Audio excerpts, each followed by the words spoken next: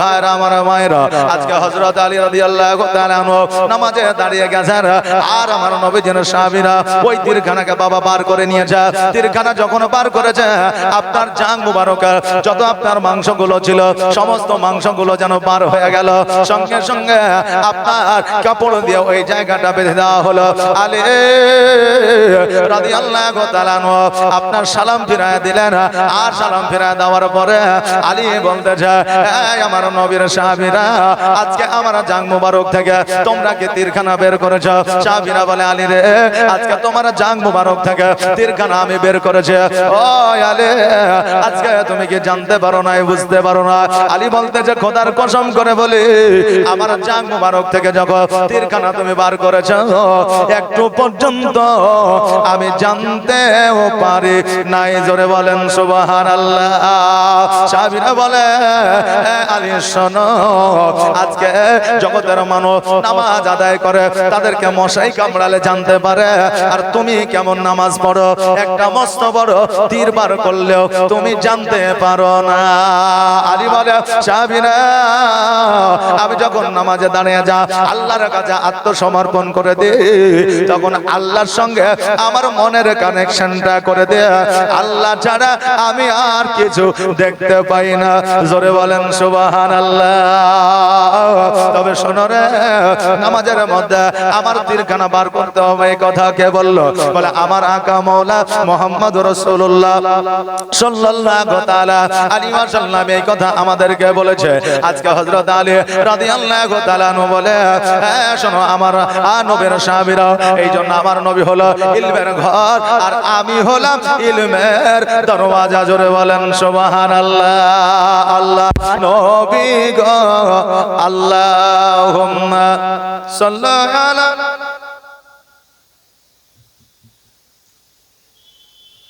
মাওলানা মুহাম্মদ ওয়া আলা আলিহি মাওলানা মুহাম্মদ। এই জন্য বলছে, আল্লাহর নবী গো, নূরের নবী গো, কোন সাধনে পাইব আপনার মন। আল্লাহর নবী গো,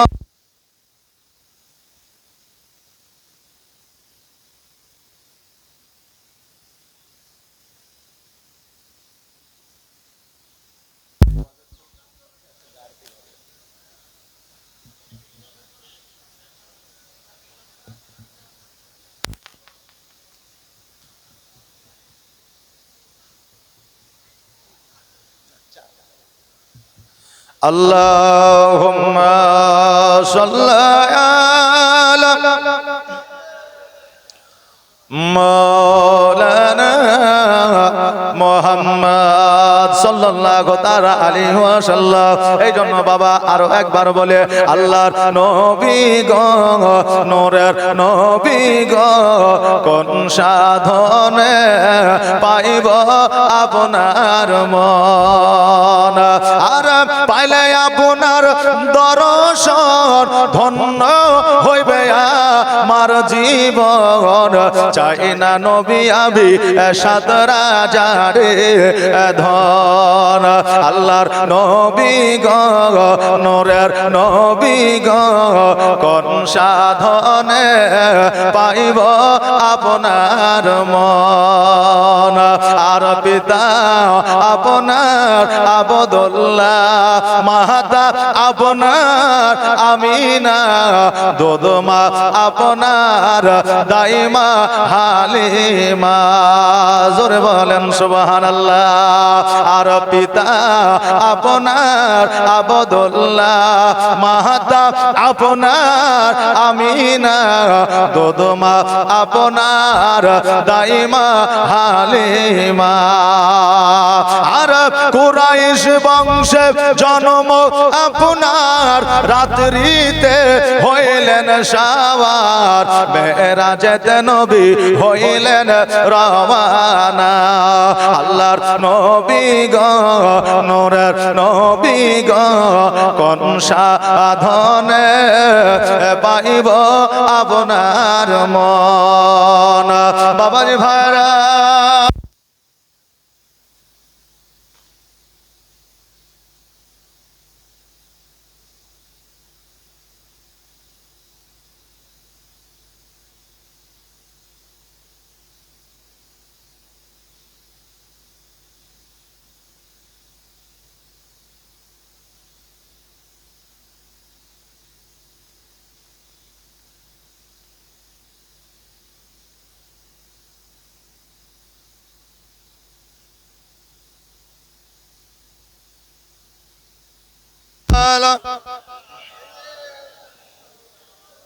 مولانا محمد وعلى آله مولانا محمد মাইকে লাইনটা দেন আগে লাইন ঠিক আছে اللهم صل على مولانا محمد وعلى آل سيدنا مولانا محمد صلى الله تعالى عليه وسلم লক্ষ্যপাত করে শুনবে আবহাওয়া যেহেতু খারাপ মাইক মানে দোষ নাই প্যান্ডেল वाला দোষ নাই বক্তারও দোষ নাই নাকি না কারো দোষ আছে আবহাওয়া খারাপ তাই একটু ইলেকট্রিকে হয়তো প্রবলেম করছে এইজন্য মাইক মানে একটু ডিস্টার্ব হচ্ছে তবে এতে মাইক ম্যানেরও ক্ষতি হয়েছে বক্তারও ক্ষতি হয়েছে মানে যে জোশ আছে জোশটাও চলে যাবে শ্রোতার যে জোশ আছে ওটাও ঝলসে যাবে এইজন্য একটু দরকার হলে এই ডিজি না জেনারেটর না কি বলছে ওটা একটু চালিয়ে রাখেন হ্যাঁ কারেন্ট আসুক বা যাক ওতে কোনো ওই দিকে লক্ষ্য করে লাভ নাই একটু ডিজি এটা একটু চালিয়ে রাখেন যাতে কারোরই একটু অসুবিধা না হয় সুবহানাল্লাহ আর একবার মহব্বতের ছোট্ট করে দরুদ পড়েন আল্লাহুম্মা সাল্লাল্লাহু মাওলানা মুহাম্মদ ওয়ালা আলে মৌলানা মুহাম্মদ সাল্লাল্লাহু তাআলা আলাইহি ওয়াসাল্লাম বাবারে ভাইরা আমার আলী রাদিয়াল্লাহু তাআলা আনো বলে শুনরে সাহাবীরা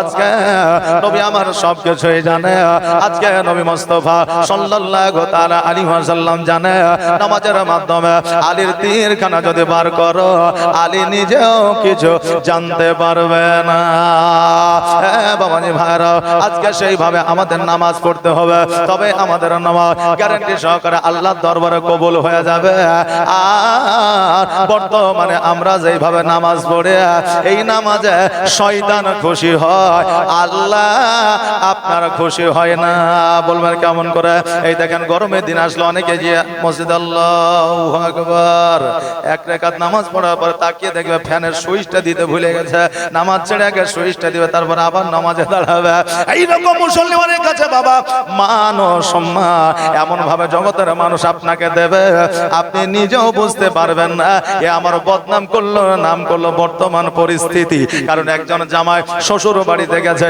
এখন শাশুড়ি বলতেছে ভাত খেয়ে তারপরে বাড়ি যাবা এখন শাশুড়ি ভাত দিয়েছে সঙ্গে মুরগির গোস্ত দিয়েছে এখন জামাই বলছে মা গোস্ত রান্না করার কি দরকার ছিল সবজি দিয়ে ভাত খেয়ে বাড়িতে চলে যেতাম এখন শাশুড়ি বলছে বেটারে আমার বাড়িতে 15 থেকে 16টা মুরগি একটা কাটলাম তো কি হলো জানবো শিয়াল কুকুরে খেয়ে নিয়েছে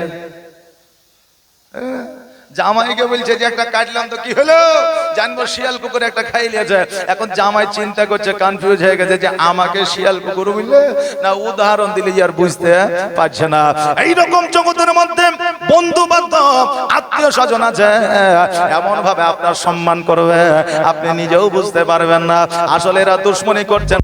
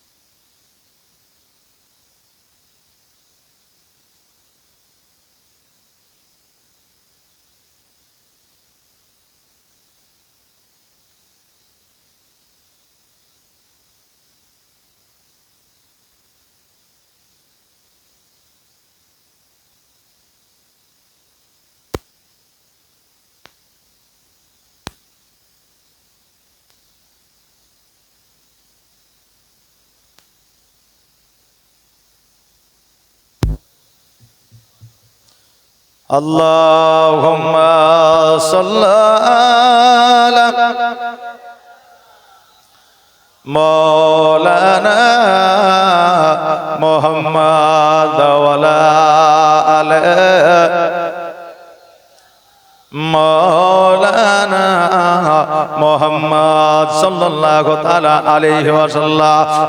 বাবা, বর্তমান পরিস্থিতি এইরকম আছে, আপনার নাম করলো না, আপনার বদনাম করলো, আপনাকে হিংসা করলো না, আপনার প্রতিহিংসা করলো। এখন বর্তমানে বোঝা বড় দায় রে বাবা। এই জন্য এইভাবে আমাদের সম্মান, এইভাবে আমাদের যত্ন নেয়। এখন বর্তমানে অনেক জায়গাতে, কিন্তু অনেক জায়গাতে এখনো পর্যন্ত পরিবেশ বাবা ঠিক আছে। আজকে আপনাদেরকে বলে দিয়ে যায়, আজকে জগতের মধ্যে আজকে সব চাইতে বড় কথা হলো আজকে 99% মানুষের মরণকে স্মরণে নাই। বাবা, এটা হচ্ছে কি হচ্ছে না? জি, এখন কিছু মানুষ আছে যারা তো মনে করছে যে ওরা মনে হয় মরবেই না, এরকম একটা ব্যাপার। চলাফেরা বলা এটা দেখে মনে হয় না যে তারা মরবে, কবরে যাবে, এটা দেখে মনে হয় না। এই জন্য 99% মানুষ মরণকে এখন আর ভয় করে না। তবে কবরে যেতে হবে, এটা তো অপরিহার্য, একবারে ফরজ, যেতেই হবে, ছাড় নাই। যদি ছাড় থাকতো, তোমার চাইতে বড় বড় বাদশা ছিল, বড় বড় ওলিয়া আউলিয়া ছিল, বড় বড় আল্লাহর পয়গম্বর ছিল, তারা জগতে থেকে যেত, তারা এই জগৎ থেকে আড়াল হতো না বাপজি ভাইরা। তবে আমাদের একজন জান কবজ করে, যার নাম হলো হযরতে ইসরাইল আলাইহিস সালাম। কি নাম? ইজরাইল। কেউ আজরাইল বলে, কেউ ইসরাইল বলে। জি, তবে সঠিক বাক্যটা হলো ইজরাইল। জি, আর বাংলায় যদি আপনি যেতে যান তাহলে ওটা কিন্তু আজরাইল আসবে। এখন আপনি যদি এর প্রতিবাদ করেন, হুজুর ইজরাইল নাম, তা আপনি আজরাইল বলছেন কেন? কেউ যদি বলে, বলা যাবে না, কারণ ইজরাইল আরবিতে হয়, আজরাইল বাংলাতে হয়। কথা বুঝলেন না? জি, এই জন্য বাদ প্রতিবাদ করার কিছু নাই। বর্তমানে আবার একটা সিস্টেম উঠেছে যে কেউ আলিফ বা তাসা পড়েছিল একটা সময়ে, আর কেউ আলিফ বে তে সে পড়েছিল, আলিফ বে তে সে, আর কেউ পড়েছে আলিফ বা তাসা। এই নিয়ে দেখবেন আমাদের মা বোনদের মধ্যে একটা সমস্যা হয়, মা বোনদের মধ্যে একটা সমস্যা, আমরা আলিফ বা তাসা পড়েছি এটাই ঠিক, আলিফ বে তে সে তোরা পড়ছে এটা ঠিক লয়, বলে চলে না, দুটোই ঠিক। জি, দুটোই ঠিক, দুটোই পড়া। এটা তো অক্ষর চেনার জন্য পড়ানো হয়, তাই না? কিন্তু আলিফ বা তাসা যেটা পড়ে, এটা মাখরাজ করে পড়ে, এটা পড়লে ওই শুরু থেকেই মাখরাজ শেখা যায়। আলিফ বে তে সে পড়লে ওকে পুনরায় পরবর্তীতে কোরআন তেলাওয়াতের সময় আবার মাখরাজ ওকে শেখাতে হয়। এই জন্য কোনোটাই আপনার খারাপ নয়, এ নিয়ে বাদ প্রতিবাদ করার কিছু নাই। এমনও কিছু জগতের মধ্যে আছে দুটোই ঠিক, কিন্তু এই নিয়ে আমাদের মধ্যে তর্ক বিতর্ক আছে। বাপজি ভাইরা আমার, আমার হযরত আলী রাদিয়াল্লাহু তাআলা আনহু বলে, আল্লাহর নবীর সাহাবীরা শুনে নাও, শুনে নাও, আজকে যাদের মধ্যে মরণের ভয় থাকবে তারা মসজিদে গিয়ে নামাজে দাঁড়াবে। মসজিদে নামাজে অবস্থায় যদি তাকে কতল করে দেওয়া হয় তবুও সে জানতে পারবে না, তবুও সে বুঝতে পারবে না। হযরত ইসরাইল আলাইহিস সালামকে হযরত জিবরিল আমিন জিজ্ঞাসা করে, ইসরাইল শোনো রে, আজকে জগতের মধ্যে তোমাকে জান কবজ করার দায়িত্বখানা দেওয়া হয়েছে। আজকে জগতের মধ্যে সন্তানকে মায়ের বুক থেকে তুমি কেড়ে নিয়ে আসো, আজকে মাকে সন্তানের কাছ থেকে কেড়ে নিয়ে আসো, বিবিকে স্বামীর কাছ থেকে নিয়ে আসো, স্বামীকে বিবির কাছ থেকে নিয়ে আসো, আজকে বাপকে সন্তানের কাছ থেকে কেড়ে নিয়ে আসো, সন্তানকে বাপের কাছ থেকে কেড়ে নিয়ে আসো। ইসরাইল বলো বলো, আজকে তোমার একটুকে মায়া হয় না, দয়া হয় না? আজকে মায়ের কোল থেকে শিশু সন্তানকে যখন কেড়ে নিয়ে আসো, ওই মা চটপট করে কান্না করে, আজকে ওই মায়ের কান্না দেখিয়া আজকে তোমার কি মায়া হয় না?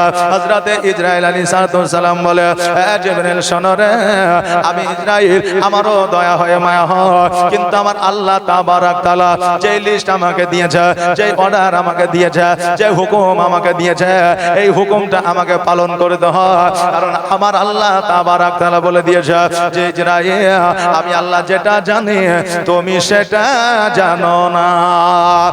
জিবরিল শোনো, আমার জীবনে এইরকম একটা ঘটনা আছে। বলে কি ঘটনা বলো? আমার আল্লাহ তাবারাক তাআলা আমাকে আওয়াজ দিলে ইসরাঈল শোনো, সমুদ্রের মধ্য দিয়ে একটা জাহাজ যাইতে আছে, ওই জাহাজের মধ্যে শত শত মানুষ আছে, ওই জাহাজটা পানির মধ্যে ডুবে যাবে, আর ওই জাহাজে যত যাত্রী আছে প্রত্যেকের যাত্রী জান কবজ করতে হবে। ইসরাঈল একজন ছাড় পাবে না, প্রত্যেকের জান তোমাকে কবজ করতে হবে। আমি ইসরাঈল আলাইহিস সালাম ওই জাহাজের মধ্যে হাজির হয়ে গেলাম, জাহাজটা পানির মধ্যে ডুবে গেল, আমি প্রত্যেকের জান কবজ করলাম। কিন্তু একজন মায়ের গর্ভ থেকে সত্য নতুন একটা সন্তান জন্মগ্রহণ করলো, আর ওই সন্তানটাকে দেখিয়া আমি বড় মায়ায় পড়ে গেলাম। ওই সন্তানকে জান কবজ না করিয়া একটা তক্তার মধ্য দিয়া আমি তাকে কিনারার দিকে ঠেলে দিলাম, আর ওই জায়গা থেকে আমি চলে আসলাম। আল্লাহ বলে ইসরাঈল তুমি ওই সময় ওই বাচ্চাটাকে ছেড়ে দিয়েছিলা, ওই বাচ্চাটার আর কোনো খোঁজ খবর নিয়েছিলা? বলে না। ইসরাঈল রে, তুমি মায়া করিয়া মহব্বত করিয়া যেই জায়গায় বাচ্চাটাকে ছেড়ে দিয়েছিলে, তোমার মায়া মহব্বত যেই জায়গা থেকে শেষ হয়, আমি আল্লাহ আমার মায়া দয়া ওইখান থেকে শুরু হয়ে যায়। ইসরাঈল শোনো, তুমি যখন বাচ্চাটাকে ছেড়ে দিয়ে চলে এসেছিলে, আমি ওই বাচ্চাটার খাবারের ব্যবস্থা করে দিয়েছিলাম। একটা আঙুল দিয়ে আপনার মধুর নাহার দিয়েছিলাম, একটা আঙুল দিয়ে দুগ্ধের নাহার দিয়েছিলাম। ওই বাচ্চাটাকে যখন খিদা লাগতো তখন ওই আঙুল চুষলে দুগ্ধ পাইতো, মধু পাইতো। ওই বাচ্চাটাকে আমি সাপের পেট থেকে বাঁচিয়েছিলাম, কুমিরের পেট থেকে বাঁচিয়েছিলাম, মাছের পেট থেকে বাঁচিয়েছিলাম। ওই বাচ্চাটাকে এক সপ্তাহ পরে কিনারায় দিয়েছিলাম, আর কিনারায় দেওয়ার পরে একটা মানুষের কাছে তাকে উঠাইয়া দিয়েছিলাম। একটা ও মানুষটা সাধারণ মানুষ ছিল না, ওই মানুষটা ছিল ওই দেশের তখনকার বাদশাহ। আজকে ওই বাচ্চাটার মা ছিল না, বাবা ছিল না, ওই বাচ্চাটাকে বাচ্চার কোলে উঠাইয়া দিলাম। ওই বাচ্চা লালন পালন করলো, ওই বাচ্চাটাকে আপনার লালন পালন করে বড় করলো। আজকে বড় হইয়া যুবক হয়েছে। আজকে ওই বাচ্চা যুবক হওয়ার পরে আমি আল্লাহ আমার সঙ্গে সে পাল্লা দিয়েছে। ইসরাঈল শোনো রে, আজকে সে আমার মতো জান্নাত বানিয়েছে। আজকে আমি আল্লাহ আমাকে বাদ দিয়া সে নিজেকে খোদাই দাবি করেছে। আজকে সারা পৃথিবীর শাসন সে করেছে। আজকে সেই যুবক আজকে নিজেকে আল্লাহ বলে দাবি করেছে। ইসরাঈল আলাইহিস সালাম বলে আল্লাহ আমি ওই বাচ্চাটাকে ছেড়ে দিয়েছি, আজ পর্যন্ত বাচ্চাটার খবর জানি না, না জানি ওই বাচ্চাটার নাম কি একবার বলা যাবে না। আজকে সে বড় হয়ে গিয়েছে। আল্লাহ তাবারাক তাআলা বলে ইসরাঈল শোনো রে, আজকে যে বাচ্চাটা যুবক হয়েছে, আমি আল্লাহ আমার সঙ্গে পাল্লা দিতে আছে। ওই যুবকের নাম আর কিছুই না, তার নাম হলো সাজ্জাদ বাদশা। জোরে বলেন নাউজুবিল্লাহ। ইসরাঈল বলে আল্লাহ আগে যদি আমি জানতাম সেই দিনে তার জান কবজ করে নিয়ে আসতাম। যদি জানতে পারতাম আপনার সঙ্গে পাল্লা দিয়া সে নিজেকে খোদাই দাবি করবে, আমি সেই দিনই তার জানটা কবজ করে নিতাম, তাকে জগতে বাঁচিয়ে রাখতাম না। আল্লাহ বলে ইসরাঈল আমি অর্ডার দিয়েছিলাম, হুকুম দিয়েছিলাম, মায়ায় পড়ে তাকে ছেড়ে দিয়েছিলাম, আর আমি এর জন্য তোমাকে দেখানোর জন্য আমি আল্লাহ তাকে হায়াতে রেখেছিলাম, আমি আল্লাহ তাকে বাঁচিয়ে রেখেছিলাম। আমি তোমাকে আর কিছু বলি না। আজকে তোমার জান কবজ করে কিছু হবে না। আজকে ইসরাঈল তুমি বোঝো, তুমি জানো, আমি আল্লাহ যেটা জানি তুমি সেটা জানো না। অতএব আজকে থেকে আমি আল্লাহ যে অর্ডারটা করব সেই অর্ডারটা কখনো যেন ফেলওয়ার না হয়। বাবা রে ভাইরা, আমরা যেটা জগতের মধ্যে ভাবি, আমরা যেটা জগতের মধ্যে চিন্তা ভাবনা করে, আমাদের চাইতে শত শত লাখ লাখ কোটি গুণ বেশি আমার আল্লাহ আমাদের জন্য ভেবেছে। জোরে বলেন সুবহানাল্লাহ। বাপজি ভাইরা আমার মায়েরা, আজকে জগতের মধ্যে যারা মুমিন আছে, যারা মুত্তাকিন আছে, তাদের জগতের মধ্যে কোনো ভয় না। কেন না, কেন না?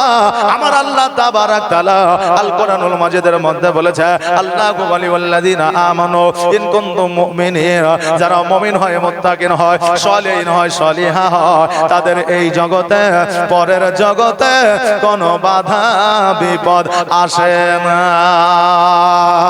এবার প্রশ্ন হতে পারে, হুজুর গো, আজকে যারা মুমিন মুত্তাকিন হবে তাদের প্রতি বাধা বিপদ আসবে না, তবে আজকে আমরা মুসলমান জগতের মধ্যে আছে, আজকে আমাদের প্রতি অত্যাচার হয়, আজকে আমাদের প্রতি জুলুম হয়, আজকে আমাদের মসজিদ ভেঙে দেওয়া হচ্ছে, আজকে আমাদের মাজার ভেঙে দেওয়া হচ্ছে, আজকে আমাদের কালেমার পতাকা ছুড়ে ফেলা দেওয়া হচ্ছে। ওগো আলে, তবে এইগুলো কেন হচ্ছে? আজকে আপনাদেরকে বলে দিয়ে যেতে চাই, আল্লাহ তাবারাক তাআলা বলেছে, ইন্নাল্লাহা মা'আস সাবিরিন, আল্লাহ বলছে যারা ধৈর্য ধারণকারী হয়, আমি আল্লাহ তাদের সঙ্গী হয়ে যায়। বাবারে, এই সমস্ত গুলো যেগুলো হচ্ছে, এগুলো আমাদেরকে আমার আল্লাহ পরীক্ষা করেছে। জোরে বলেন সুবহানাল্লাহ। আমাদের ঈমান ও আমল শক্ত করতেছে। যারা এখনো পর্যন্ত যাদের ঈমান দুর্বল হয়ে যায়, যারা ইসলাম থেকে দূরত্ব বজায় রেখেছে, যারা কালেমা পড়েছে ঠিকই কিন্তু মসজিদে যায় না, কালেমা পড়েছে ঠিকই আলেম ওলামার কাছে যায় না, কালেমা পড়েছে ঠিকই কিন্তু আলেম ওলামাকে সম্মান করে না, একমাত্র এদের ঈমান আমলকে পোক্তা করার জন্য আল্লাহ আমার আপনার আল্লাহর বান্দাদের পরীক্ষা নিতে আছে। জোরে বলেন সুবহানাল্লাহ। নবনে আহমা জীবন সাথী অন্ধকার কবরের বাতি, আপনি নবী আমার নির্জনের একজন, আল্লাহর নবী নূরে নবী গো, আপনি নবী আমার জীবনের জীবন। আমার নবী জীবনে খাদিজা, আজকে তোমার বাবার অট্টালিকা দান করে দিয়েছ, সোনা দানা মণিমুক্তা দান করে দিয়েছ। খাদিজা, আজকে আমার খেজুর গাছের পাতার চাউনিতে বসবাস করতে আছো। খাদিজা, তুমি একবার বলো বলো, আমার বাড়ির চাইতে তোমার বাবার অট্টালিকায় বেশি সুখ শান্তি পেয়েছ? খাদিজা বলে, ইয়া রাসূলুল্লাহ, ওই কথা বলে আমাকে লজ্জিত করবেন না। নবী গো, আমার বাবার অট্টালিকাতে রাজপ্রাসাদে আমি সুখ ও শান্তি পেয়েছি, এটা ঠিক, কিন্তু আপনার খেজুর গাছের ছাউনিতে তার চাইতে কোটি কোটি গুণ বেশি আমি শান্তি পাই। জোরে বলেন সুবহানাল্লাহ। বাবা যে ভাইরা, ভালোবাসা যদি স্বামী আর স্ত্রীর মধ্যে থাকে, গাছতলাতেও শান্তি পাওয়া যায়, আর ভালোবাসা স্বামী আর স্ত্রীর মধ্যে যদি না থাকে, পাঁচতলাতেও শান্তি পাওয়া যায় না। বর্তমানের ভালোবাসা অভাব এসে যখন দরওয়াজায় দাঁড়ায়, ভালোবাসা মোদের জানালা দিয়ে পালা। আহারে বাবা, আমার খাদিজাতুল কুবরা রাদিয়াল্লাহু তাআলা আনহা আমার নবীর সঙ্গে সংসার জীবন যাপন শুরু করলেন। বাবারে, যখন ফাতেমাতুজ জোহরা রাদিয়াল্লাহু তাআলা আনহা বাবা 12 থেকে 13 বছর বয়স, কোন রাবী বলে যে 13 বছর, কোন রাবী বর্ণনা করেছেন 12 বছর। এই 13 বছর বয়সে খাদিজা যেন হঠাৎ করে অজ্ঞান হয়ে জমিনের মধ্যে পড়ে গিয়েছে। আমার ফাতেমা চড়তে চড়তে আমার নবীজির কাছে গেলেন আর বলে, ইয়া রাসূলুল্লাহ, ইয়া হাবিবাল্লাহ, নবী গো, আমার মা বাড়িতে অজ্ঞান হয়ে জমিনের মধ্যে পড়েছে। সঙ্গে সঙ্গে আমার নবীজি তাকরীর বন্ধ করে দিয়ে, বক্তব্য বন্ধ করে দিয়া, ইসলাম প্রচার আপনার বন্ধ করে দিয়া চড়তে চড়তে বাড়িতে গেলেন। আর বাড়িতে যাওয়ার পরে এক লোটা পানি নিলেন, আর পানিটা নামার পরে পানির ছিটা দিলেন খাদিজাতুল কুবরা রাদিয়াল্লাহু তাআলা আনহার মুখমণ্ডলে। খাদিজার চোখ দুটো যেন খুলল। আমার নবী বলে, খাদিজা, আজকে তোমার শরীরে রোগ নাই, বালা নাই, মুসিবত নাই, জ্বর নাই, জ্বালা নাই, তবুও তুমি অজ্ঞান কেন হয়ে যাও? খাদিজা বলে, ইয়া রাসূলুল্লাহ, ইয়া হাবিবাল্লাহ, নবী গো, আমি নিজেও জানে আমারও শরীরে কোনো রোগ না, তবুও আমি অজ্ঞান হয়ে যায়। এখন আমার আপনার প্রশ্ন হইতে পারে, হুজুর গো সেই সময় ল্যাব ছিল না, রক্ত পরীক্ষা কোনো করার কোনো ব্যবস্থা ছিল না, বিজ্ঞান ছিল না, ওষুধ ছিল না, দাওয়া ছিল না, তবু আমার নবী কেমন করে বলতে পারলো খাদিজার শরীরে রোগ না? একটা কথা আপনাদেরকে বলে দিয়ে যাক, সেই সময়ে আমার নবীর চাইতে বড় ডাক্তার, মাস্টার, উকিল, হাকিম কেউ ছিল না, এখনো নাই, কিয়ামত পর্যন্ত হবে না। আমার নবীর সাথে কারো হবে না তুলনা। বাবা আজকে আমার নবী বলে খাদিজা তুমি নিজেও জানো তোমার শরীরে কোনো রোগ নয়, তবু অজ্ঞান কেন হয়ে যাও? খাদিজা বলে ইয়া রাসূলুল্লাহ, ইয়া হাবিবাল্লাহ, নবী গো আপনি জাহান্নামের আলোচনা একদিন করেছেন, কবরের আলোচনা একদিন করেছেন। কবরের ডান দিকের মাটি, বাম দিকের মাটি মানুষ কেমন করে চাপ দেবে, হাড়গুলো আটার মতো পেশায় হয়ে যাবে। ইয়া রাসূলুল্লাহ আমি এই আলোচনা যেই দিন থেকে শুনেছি নবী, সেই দিন থেকে আমি খাদিজা এত চিন্তায় চিন্তিত হয়ে গেছে, ওই চিন্তা করি আমি মাঝে মাঝে যেন জ্ঞান হারা মতো হয়ে যায়। জোরে বলেন সুবহানাল্লাহ। বাবারে একবারও লক্ষ্য করে দেখা, যেই খাদিজা জান্নাতের সার্টিফিকেট জগতে পেয়েছিলেন, যেই খাদিজার গুনাহ ছিল না নেকি ছিল, যেই খাদিজা আমার নবীজির বিবি ছিল, ওই খাদিজা কবরকে ভাবিয়া অজ্ঞান হয়ে যায় জমিনের মধ্যে।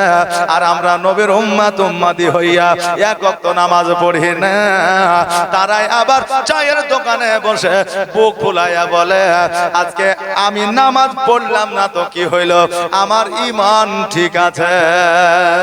তোমার ঈমান ঠিক আছে কিনা তুমি কবরে চলো, তারপরে বোঝা যাবে, নাকি বলে কবরে গেলে বোঝা যাবে।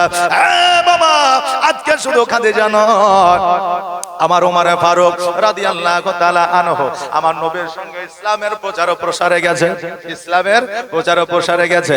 আমার নবী যে জাহান্নামের কথা আলোচনা করলে, আর হযরত ওমর ফারুক রাদিয়াল্লাহু তাআলা আনহু ওই জাহান্নামের কথাটা বাবা শুনলে, শুনে আসার পরে বাড়িতে যেন আপনার চলে গেল, 7 দিন হয়ে গেল, 10 দিন হয়ে গেল, নবীর সঙ্গে যেন সাক্ষাৎ না।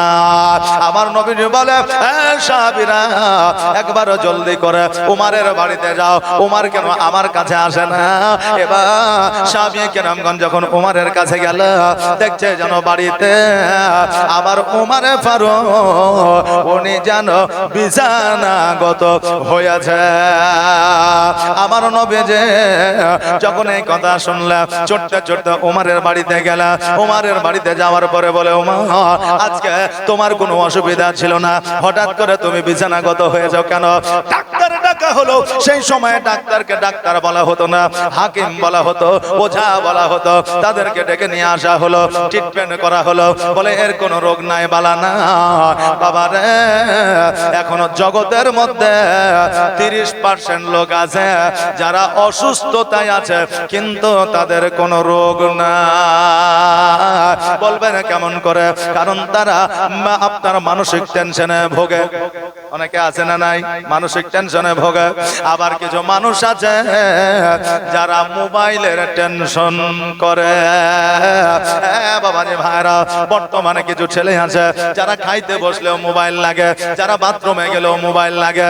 এমনও ছেলে যুবক আছে স্কুলে গেলেও মোবাইল লাগে, কলেজে গেলেও মোবাইল লাগে। তারা মনে করছে মোবাইল আমরা চালাই, কিন্তু তারা নিজে জানে না মোবাইলে তাদেরকে চালায়। কথাকে বুঝতে পারছে না? মোবাইলে তাদেরকে চালায়, মোবাইল তারা চালায় না। জি বাবা, যুবক তুমি বুঝে নাও, বুঝে নাও। আজকে তুমি যে জায়গায় আছো, তুমি মনে করছো আজ আমি স্বাধীনভাবে স্বাধীনতা নিয়ে আছে। আজকে যুবকদের বলে যা, যতক্ষণ পর্যন্ত মোবাইলের মায়ায় পড়ে থাকবে, ততক্ষণ পর্যন্ত তুমি পরাধীন থাকবে, স্বাধীন হইতে পারবে না। কারণ তুমি যে ইমেল আইডিটা মোবাইলে দিয়েছ, কারণ তুমি যে মোবাইল মোবাইলটা ব্যবহার করো, তোমার প্রত্যেকটা ডাটা তোমার সরকারের কাছে আছে, পৃথিবীর বিজ্ঞানের কাছে আছে। এই জন্য তোমার মোবাইলে তুমি যেটা করবা সেটাই হবে না। তোমার মনকে তারা আপনার হ্যাক করবে, তারা যেইভাবে তোমাকে চালাবে তোমাকে সেইভাবে চলতে হবে। নিজে মনে করে আমি সাধে, কিন্তু তুমি যুবক অপরাধে, তুমি হয়তো নিজেও জানো না। বাবাজি ভাইরা, আজকে জগতের মধ্যে এইরকম মানসিক টেনশন নিয়ে অনেকে আপনার রোগী হয়ে আছে, কিন্তু তাদের রোগ না। ব্রাদার, জগতের মধ্যে ক্যান্সারের ওষুধ তৈরি হয়েছে, কিন্তু এই মানসিক টেনশনের কোন ওষুধ তৈরি হয় না। বাবজি ভাইরা, আমার মায়েরা, আমার উমারকে বললো, উমার রে, আজকে তোমার কোন রোগ নাই, মালা নাই, মুসিবত নাই, আজকে তুমি বিছানাগত হয়ে গেছো কেন? উমার বলে, নবী গো, আপনি জাহান্নামের ভয়াবহ অগ্নির কথা যখন বলেছেন, আজকে কবরের আযাবের কথা যখন আপনি বলেছেন, ওইটা আমার মাথায় ঢুকে গেছে, আমার অন্তরে গেঁথে গেছে। ইয়া রাসূলুল্লাহ, যেই দিন থেকে আমি কথাটা শুনেছি, সেই দিন থেকে আমার মন ভালো করে না। আমার নবীজি বলে, উমার রে, আজকে আমাকে তুমি ভালোবাসো কিনা বলো। উমার বলে, নবী গো, আমি আপনাকে এত ভালোবাসি, আমার নিজের প্রাণের চাইতে বেশি ভালোবাসি। জোরে বলেন সুবহানাল্লাহ। আমার নবী বলে, উমার, আজকে তুমি আমাকে প্রাণের চাইতে বেশি ভালোবাসো, তবে শোনো, আজকে ইসলামের জন্য অনেক কাজ তুমি করেছো, আজকে ইসলামের জন্য অনেক যুদ্ধ তুমি করেছো, আজকে ইসলামের জন্য আজকে অনেক সময় তুমি দিয়েছো, পরিশ্রম করেছো, আজকে নবীকে ভালোবাসা দিয়েছো। আল্লাহ কিয়ামতের দিন তোমাকে জান্নাতে দেবে। আর আমি নবী কথা দিলাম, আমি নবী যখন জান্নাতে যাব, তোমাকে সঙ্গে করে নিয়ে জান্নাতে যাব। ওমর বলে, নবী গো, আমি নিজেও জানে নবী আপনার মতো ভালো আমাকে কেউ বাঁচতে পারবে না।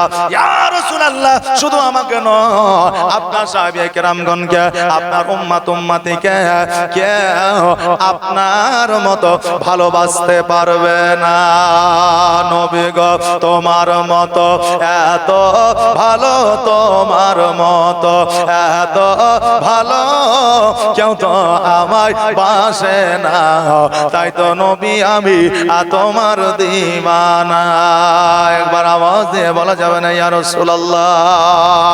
একবার জবান থেকে মুখ খুলিয়া বলে, ইয়া রাসূলুল্লাহ, নবী গো, তোমার মতো এত ভালো, তোমার মতো এত ভালো কেউ তো আমায় বাসে না, তাই তো নবী আমি তোমার দিওয়ানা, তাই তো রাসূল আমি তোমার দিওয়ানা। ও কি শুনেছে কিতাবের লেখা, নবী ছাড়াই আমার জীবন থাকা গো, নবীজিকে ভালো না বাসিলে, নবীজিকে ভালো না বাসিলে আল্লাহ পাওয়া যাবে না, তাই তো নবী আমি তোমার দিওয়ানা। তোমার মতো এত ভালো, তোমার মতো এত ভালো কেউ তো আমায় বাসে না, তাই তো নবী আমি তোমার দিওয়ানা। বাবা রে ভাইরা, আমার নবীর সঙ্গে যারা প্রেম মহব্বত ভালোবাসা রাখলো, আমার আল্লাহ তাবারাক তাআলা আমার নবীর সঙ্গে তাদেরকে জান্নাতে বাবা পাঠাইলো। জোরে বলেন সুবহানাল্লাহ। তবে বাবা ভালোবাসার মতো করে বাঁচতে হবে। ভালোবাসে এই কথাটা জবান দ্বারা বললে হবে না, অন্তরে বাবা রাখতে হবে। বর্তমান ভালোবাসা আজকে যদি বলে আমি তোমাকে ভালোবাসি, তবে বাবা ভালোবাসা হয়ে যায় না। আই লাভ ইউ বললে ভালোবাসা হয়ে যায় না, আই লাভ ইউ আনলিমিটেড বললে ভালোবাসা হয়ে যায় না। অন্তরে মহব্বত বাবা রাখতে হবে। লোক দেখালেই ভালোবাসা পূর্ণতা পায় না, বুঝলেন না? যে একজনের বিবি মারা গেছে, বুঝলেন, হঠাৎ করে, তো তার দুদিন পরে গিয়ে তার বিবির কবরে হাওয়া করছে তার স্বামী। এখন গায়ের গ্রামের যুবক ছেলেরা চিন্তা করছে, আরে এই যে চাচা তার স্ত্রীর কবরে হাওয়া করছে, তো এই তার স্ত্রীকে কত ভালোবাসে, চাচা তো পাগল হয়ে যাবে, চকে ধরে নিয়েছে। এখন চাচাকে ডাকতে গেছে, বুঝলেন? এখন চাচা বলছে, আমি যা করছি করতে দে, তোরা যেখানে যাচ্ছিস সেখানে যা। বলছে, চাচা চাচিকে আপনি এত ভালোবাসেন? ও বলছে, পাগল কোথাকার, ভালোবাসা টালোবাসা কিছু নয়। তোর চাচি যখন মারা যায় তখন আমাকে একটা ওসিয়ত করে গেছে। কি বলে? ওসিয়তটা হলো, আমি মারা গেলে তুমি তো বিয়ে করবা, এটা আমি জানি, তো কমসে কম আমার কবরটা যতদিন না শুকাবে কতদিন বিয়ে করিও না। এই জন্য আমি কবরে হাওয়া করছি, যে ইমাম মানুষ, আলেম মানুষ যেভাবে পানি মারিয়াছে, তাতে এখন শুকাইতে 10 থেকে 12 দিন সময় লেগে যাবে। এই জন্য আমি কবরে হাওয়া করছি, যাতে তাড়াতাড়ি শুকায় আর আমার বিয়েটাও যাতে তাড়াতাড়ি হয়ে যায়। জি, তো ও ছাড়তে হাওয়া করছে।